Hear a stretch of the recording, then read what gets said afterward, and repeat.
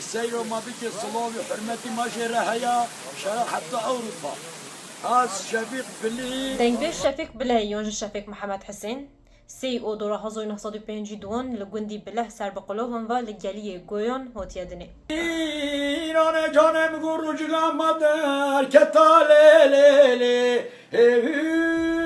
فلک لیلی سال 1907 یکم کاست آخواه دنگ بیجیه در دخه سال 1976 وکه گلک گویان لگل مامی براین خواه دبت پیشمرگه مها ایلونه حتی 2007 جبرکه دخواه پیشمرگتیه خانه نشین دبه سال 1981 ده شرکی ده دیل دکه و دست دولت ترکیه و 3 سالان گرتیگه ها آمده ده دمینه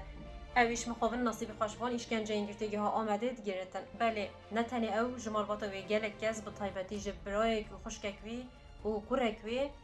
جبو کردستان که آزاد جانی خواهدن سال 1993 94 گلی گوندین کردستان به طایبتی گوندین گویان تنوالا کردن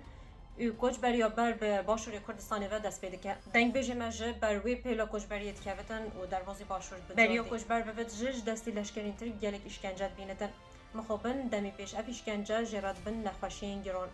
اوت اولی لشکری داوت اولی کلتوری دجب همو هزا خوش بو کردینیه کدا هر وها وکی رهسپی مازنه کی مجه توت ناسیم اولی محوان پروریه دجاز بارم گلک کس ناست کن و پاسنداری وینه اما هو جبین چه زوخو دیجا خود نوبی خواه دای خست عنی خلق قصد کری خلقی گل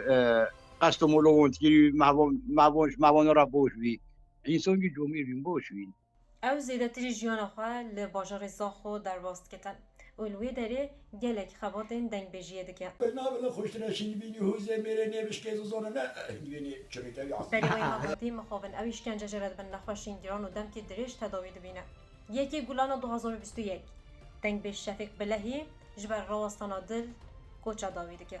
نهال زاخویه لگورستانا دارهوزانه هاتیه بناخ کرن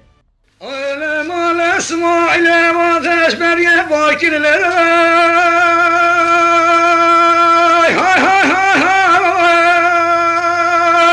هی بابا داری بلا دوست دارم لبی ایله بابا حمکت یار درا ولا ملی هی بابا تای بدانه